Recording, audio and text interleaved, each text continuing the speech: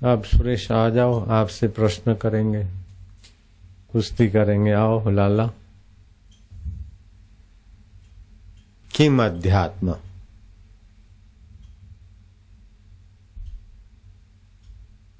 आदिदेवम किम उच्यते?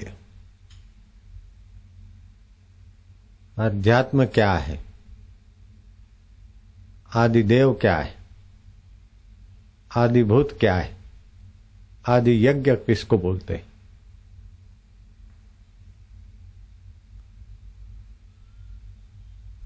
ये आपके तरफ से सवाल ठीक है ना?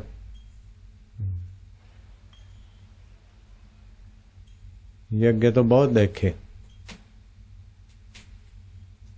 हितकारी अहितकारी यज्ञ होते हैं, लेकिन आदि यज्ञ क्या होता है?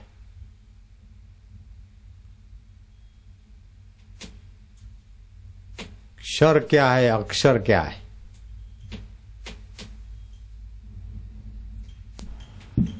अत्रि संहिता में गृहस्थ के लिए सुंदर सरल उपाय कौन से है? अत्रि ऋषि कोई साधारण ऋषि नहीं थे, जिसके घर में भगवान नन्हे मुन्ने होकर खेलते और दत्तात्रेय होकर आते।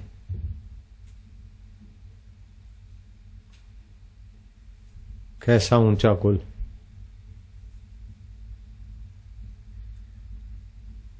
हरिओम। आधा बरस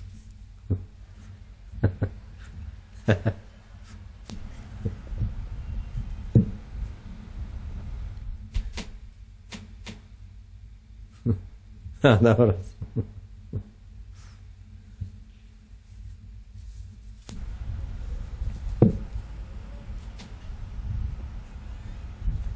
हिंदू संस्कृति कितनी विशाल है। आधा बरस कहने में हमें संकोच नहीं होता, तो आप हरिओम और राम राम कहने में क्यों संकोच करो लाला? हाँ,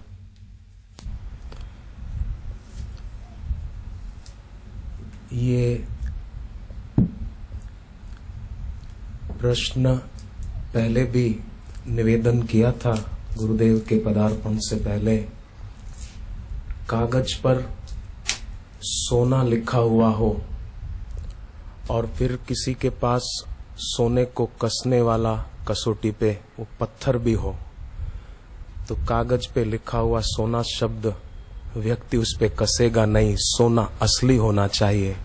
हम लोगों के पास तो सोना शब्द है, गुरुदेव के पास तो असली खजाना है।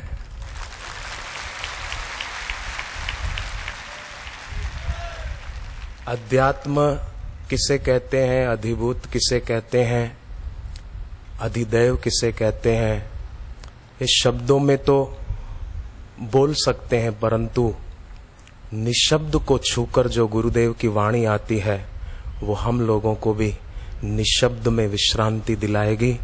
इसलिए भगवान शिव जी ने गुरु गीता में बड़े प्यारे वचन कहे हैं। गुकारम च गुणातीतम रुकारम रूपवर्जितम गुणातीतम रूपम च यो दद्यात् स गुरु स्मृतः। गुणातीत और रूपातीत स्थिति जो देते हैं, बहुत ऊंची बात है। जन्म मरण क्यों होता है? भगवान कृष्ण कहते हैं कारणम गुण संगोस्य सद सद योनि जन्म सुहु। सत और असत, अच्छी और बुरी योनियों में जन्म गुणों के संग के कारण होता है। वाह! परंतु गुरु का ये प्रभाव होता है और ये स्वभाव होता है कि वो अपनी शरण में आने वाले को गुणातीत और रूपातीत स्थिति देने का सामर्थ्य रखते हैं। वो सामर्थ्य आत्मज्ञानी गुरु के पास ही होता है।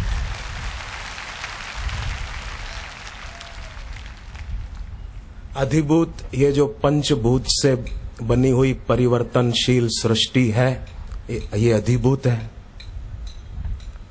अधिदैव जिसकी शक्ति से दिखता है, अधिदेव और अध्यात्म जो ईश्वर की परा प्रकृति, जीवात्मा ईश्वर का अंश, उसको अध्यात्म और अधियज्ञ।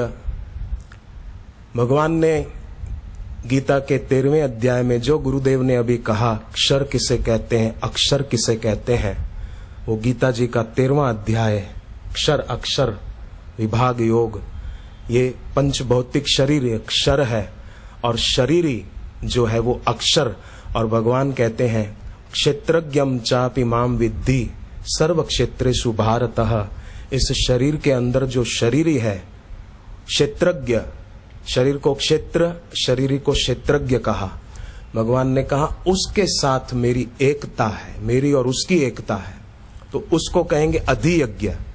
और उस एकता का अनुभव गुरु की उपासना से, गुरु की भक्ति से ही होता है। इसलिए वो शिव जी ने कल्याणकारी वचन कहा। हम गुरुदेव के चरणों में नमन करते हैं और शिव जी ने जो कहा, बार बार वर मांगहूं हर्ष देव श्री रंग, पद सरोज अनुपायनी भक्ति सदा सत्संग।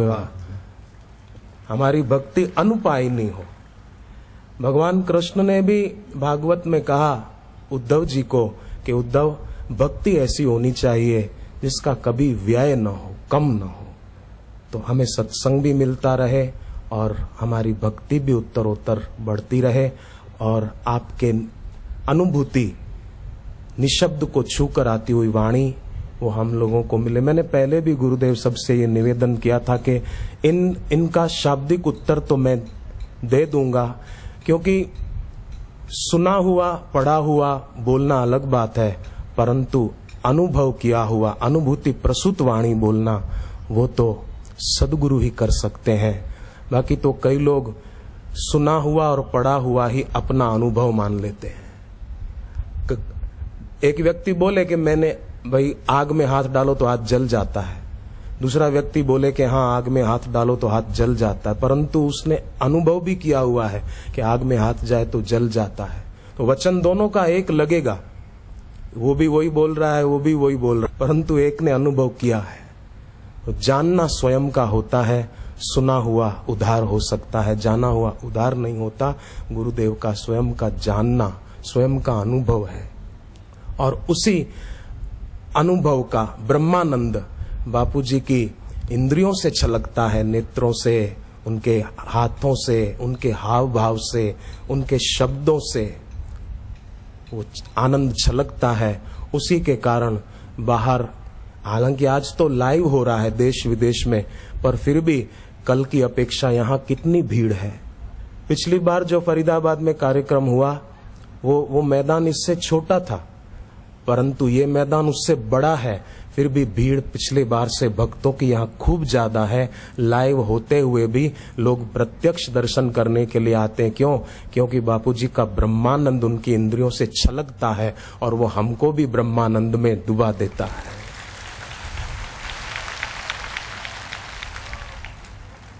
परिस्थिति जन्य सुख से अतीत स्वरूपगत आनंद की